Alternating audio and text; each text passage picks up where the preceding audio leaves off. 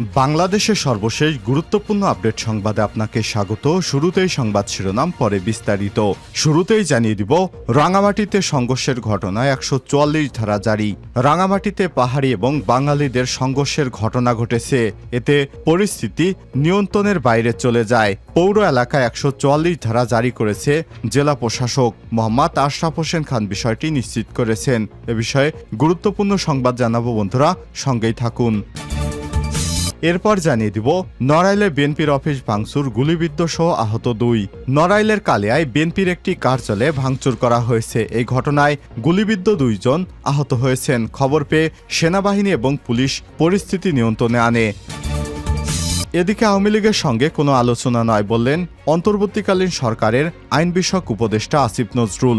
সংস্কারের বিষয়ে আওয়ামী লীগ ছাড়া সব রাজনৈতিক দলের সঙ্গে আলোচনা করবে অন্তর্বর্তীকালীন সরকার, বলেছেন আইন উপদেষ্টা আসিফ নজরুল। আজ রাজধানীতে হেয়ার রোডে ফরেন সার্ভিস একাডেমিতে এক সংবাদ সম্মেলনে এসব কথা বলেন আসিফ নজরুল। জানিয়ে দিব, হত্যা মামলায় সাবেক ছাত্রলীগ নেতা শাহ আলী গ্রেপ্তার। বৈষম্যবিরোধী ছাত্র আন্দোলনে শহীদ রিয়াজ হোসেন হত্যা মামলায় 196 নম্বর আসামি এবং সাবেক ছাত্রলীগ নেতা শাহ আলীকে গ্রেপ্তার করেছে র্যাব। পরে আদালতের মাধ্যমে আসামিকে কারাগারে পাঠানো হয়েছে। এদিকে বৃষ্টি হবে কবে জানালো আবহাওয়া অফিস। তাপপ্রবাহ বয়ে যাচ্ছে দেশের বিভিন্ন অঞ্চলেতে। তীব্র গরমে জনজীবন হাঁসফাঁস অবস্থা। এমন অবস্থায় সুখবর দিয়েছে আবহাওয়া অফিস। শুক্রবার 20 সেপ্টেম্বর সকালে পরবর্তী 72 ঘন্টার জন্য দেয়া পূর্বাভাসের সুখবর দিয়েছে আবহাওয়া অফিস। পূর্বাভাসে বলা হয়েছে, সকাল 9টা থেকে খুলনা, বরিশাল, চট্টগ্রাম বিভাগের কিছু কিছু জায়গায় এবং রংপুর, রাজশাহী, ঢাকা, ময়মনসিংহ ও সিলেট বিভাগের 2-1 জায়গায় অস্থায়ী দমকা হাওয়া সহ হালকা থেকে মাঝারি ধরনের বৃষ্টি অথবা বজ্রসহ বৃষ্টি হতে পারে। সেই সঙ্গে দেশের কোথাও কোথাও মাঝারি থেকে ভারী ধরনের বর্ষণ হতে পারে। এছাড়া রাঙামাটি, ফেনী, ব্রাহ্মণবাড়িয়া জেলা সহ রংপুর, রাজশাহী, ময়মনসিংহ, ঢাকা, খুলনা, বরিশাল ও সিলেট বিভাগের উপর দিয়ে মৃদু তাপপ্রবাহ বয়ে যাচ্ছে, যা অব্যাহত থাকতে পারে। এবং সর্বশেষ জানিয়ে দিব, আইন নিজের হাতে তুলে নিলে কঠোর ব্যবস্থা গ্রহণ করা হবে, বলছে পুলিশ সদর দপ্তর। মব জাস্টিস কোনোভাবেই কাম্য হতে পারে না। কেউ আইন নিজের হাতে তুলে নিলে তার বিরুদ্ধে কঠোর আইনগত ব্যবস্থা গ্রহণ করা হবে বলে জানিয়েছে বাংলাদেশ পুলিশ সদর দপ্তর। আর শুক্রবার 20 সেপ্টেম্বর সকালে গণমাধ্যমে পাঠানো এক বিজ্ঞপ্তিতে এই হুঁশিয়ারি দেওয়া হয়। বিজ্ঞপ্তিতে বলা হয়, কেউ অন্যায় করলে বা অপরাধী হলে দেশের প্রচলিত আইন অনুযায়ী সেই ব্যক্তির বিচারের বিধান রয়েছে। আইন নিজের হাতে তুলে নেওয়ার অধিকার কোনো ব্যক্তির নেই। কোনো ব্যক্তি অন্যায় এবং অপরাধ করলে তাকে আইনের হাতে সুপার্দ করতে হবে। কোনোভাবেই আইন নিজের হাতে তুলে নেওয়া যাবে না। আরও বলা হয়, কোনো ব্যক্তি অন্যায় বা অপরাধ করলে জাতীয় জরুরি সেবা 999 অথবা নিকটস্থ থানায় যোগাযোগ করুন। প্রিয় দর্শক, এতক্ষণ শুনছিলেন সংবাদ শিরোনাম, এবারে বিস্তারিত। তবে তার আগে বন্ধুরা, অনুরোধ থাকবে এই সংবাদটিতে একটি লাইক দিন। এই চ্যানেলে আপনি নতুন হয়ে থাকলে আমাদের সংবাদটি দেখতে দেখতে চ্যানেলটি সাবস্ক্রাইব করে রাখুন। কমেন্ট করে আপনার মূল্যবান মতামত জানিয়ে দিন বন্ধুরা, আপনি বিশ্বের কোন দেশ থেকে বা বাংলাদেশের কোন স্থান থেকে আমাদের সংবাদটি দেখছেন এবং শুনছেন। এবারে বিস্তারিত। রাঙামাটিতে সংঘর্ষের ঘটনা, 144 ধারা জারি। রাঙামাটিতে পাহাড়ি এবং বাঙালি সংঘর্ষের ঘটনা ঘটেছে। এতে পরিস্থিতি নিয়ন্ত্রণে পৌর এলাকায় 144 ধারা জারি করা হয়েছে। জেলা প্রশাসক মোহাম্মদ মোশারেফ হোসেন খান বিষয়টি নিশ্চিত করেছেন। শুক্রবার 19 সেপ্টেম্বর সকালে খাগড়াছড়ি এবং দিঘিনালায় পাহাড়ি বাঙালি সংঘর্ষ এবং আগুন লাগার ঘটনার প্রতিবাদে রাঙামাটিতে বিক্ষোভ করেছে পাহাড়ি ছাত্র জনতা। এতে পাহাড়ি বাঙালি সংঘর্ষে রূপ নেয়। বিক্ষোভ করার সময় দোকান, মসজিদ ও গাড়িতে হামলা চালানোর অভিযোগ উঠেছে। পরে কনরূপা এলাকার ব্যবসায়ী এবং স্থানীয়রা বিক্ষোভকারীদের ধাওয়া দেয়। এতে সংঘর্ষ বাধে। এ সময় শহরের বিভিন্ন স্থানে দুই পক্ষের পাহাড়ি এবং বাঙালি ব্যবসা প্রতিষ্ঠানে আগুন দেওয়ার খবর পাওয়া গেছে। এতে দুই পক্ষের বেশ কয়েকজন আহত হয়েছে। রাঙামাটি কোতোয়ালি থানার ওসি মোহাম্মদ আলী তিনি জানিয়েছেন, সকালে বিক্ষোভ থেকে বনরূপা বাজারে হামলা করে পাহাড়িরা। পরে বাঙালিরা প্রতিরোধ গড়ে তোলার চেষ্টা করলে সংঘর্ষের রূপ নেয়। পরে সেনাবাহিনী এসে পরিস্থিতি নিয়ন্ত্রণে আনে। তিনি আরও জানান, পরিস্থিতি নিয়ন্ত্রণে রাঙামাটি পৌর এলাকায় ধারায় 144 ধারা জারি করা হয়েছে। প্রসঙ্গত গত বুধবার মামুন নামের এক যুবককে চুরির অভিযোগে খাগড়াছড়ি সদরের পানখাইপাড়া পিটে হত্যার ঘটনার বিচারের দাবিতে গতকাল দিঘিনালায় বিক্ষোভ এবং সংঘর্ষের ঘটনা ঘটে। এ সময় দুর্বৃত্তরা ৮০টির মতো দোকান এবং বসতবাড়িতে আগুন ধরিয়ে দেয়। এর জেরে জেলার বিভিন্ন স্থানে বিক্ষোভ ছড়িয়ে পড়েছে। নড়াইলে বিএনপির অফিস ভাঙচুর, গুলিবিদ্ধ সহ আহত ২।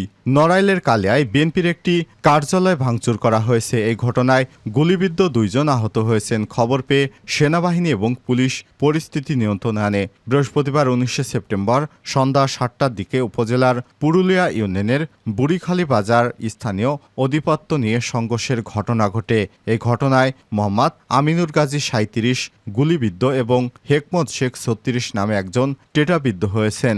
স্থানীয়রা আহতদের উদ্ধার করে প্রথমে নড়াইল সদর হাসপাতালে নিয়ে আসেন। পরে তাদের অবস্থার অবনতি হলে প্রাথমিক চিকিৎসা প্রদান করে যশোর মেডিকেল হাসপাতালে পাঠানো হয়। এই ঘটনার মামলার প্রস্তুতি চলছে বলেও বিশ্বস্ত সূত্র থেকে জানা গেছে। ভুক্তভোগী এবং তার স্বজনেরা জানিয়েছেন, স্থানীয় আধিপত্য বিস্তার নিয়ে বিএনপির সমর্থিত আকবর শেখ এবং আওয়ামী লীগ সমর্থিত জালাল খান ওরফে ধলা মেম্বারের মধ্যে দীর্ঘদিন ধরে দ্বন্দ্ব চলে আসছিল। বৃহস্পতিবার আকবর শেখ বুড়িখালী বাজারে বিএনপির অফিসে দলীয় কর্মীদের নিয়ে মিটিং করছিলেন। মিটিং শেষে সন্ধ্যার পরে বের হলে জালাল খানের সন্ত্রাসী বাহিনী আগ্নেয়াস্ত্র এবং ধারালো অস্ত্র দিয়ে হামলা চালায়। এতে মোহাম্মদ আমিনুর গাজী এবং হেকমত শেখ আহত হন। এই ঘটনায় বুড়িখালী বিএনপির অফিস সহ ৪-৫টি দোকান ভাঙচুর করা হয়। সদর হাসপাতালে জরুরি বিভাগে কর্মরত ডাক্তার শরীফ মোহাম্মদ হাসান বলেছেন, একজনের হাতে টেটাবিদ্ধ হয়েছে, অপরজন গুলিবিদ্ধ হয়েছেন কিনা তা এক্স-রে রিপোর্ট ছাড়া বলা যাচ্ছে না। এই ঘটনায় কালিয়া থানার ওসি খন্দকার শামীম উদ্দিন বলেছেন, এই ঘটনার সঙ্গে যারা জড়িত তাদের আইনের আওতায় আনা হবে। আওয়ামী লীগের সঙ্গে আলোচনা নয়, আসিফ নজরুল। সংস্কারের বিষয়ে আওয়ামী লীগ ছাড়া সব রাজনৈতিক দলের সঙ্গে আলোচনা করা হবে, তবে আওয়ামী লীগের সঙ্গে কোনো রকম আলোচনা করা হবে না। আজ রাজধানীর হেয়ারোডে ফরেন সার্ভিস একাডেমিতে এক সংবাদ সম্মেলনে সব কথা বলেছেন তিনি। আসিফ নজরুল বলেন, সংস্কার বিষয়ে আওয়ামী লীগ ছাড়া আমরা সব রাজনৈতিক দলের সঙ্গে আলোচনা হবে।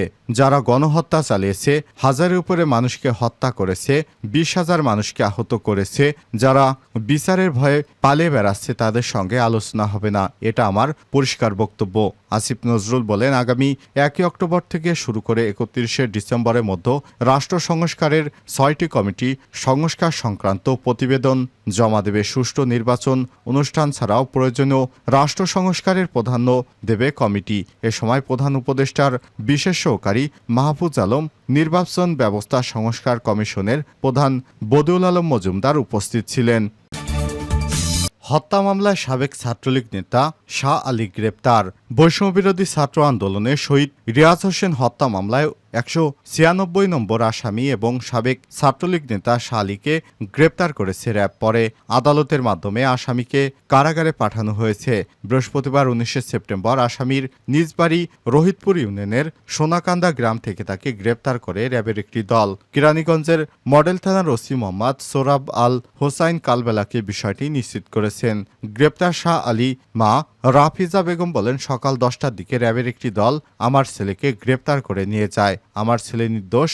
যে মামলায় আমার ছেলেকে গ্রেপ্তার করেছে সে মামলার এজাহার সঠিক নয়। এখানে নিহতের মা বাবার দাবি তার ছেলে র্যাবের গুলিতে মারা গেছে। সে মামলায় আমার ছেলেকে কিভাবে গ্রেপ্তার করে? আমি স্বামী হারিয়েছি, এক ছেলে হারিয়েছি রাজনৈতিক কারণে। আমি আমার এই ছেলেকে হারাতে চাই না, আমি আমার ছেলের মুক্তি চাই। কেরানীগঞ্জ মডেল থানার তদন্ত কর্মকর্তা খালেদুর রহমান বলেছেন, আসামি শাহ আলীকে বৈষম্য বিরোধী ছাত্র আন্দোলনে শহীদ রিয়াজ হোসেন হত্যা মামলায় র্যাব গ্রেপ্তার করে থানায় হস্তান্তর করে আদালতের মাধ্যমে আসামিকে কারাগারে প্রেরণ করা হয়েছে।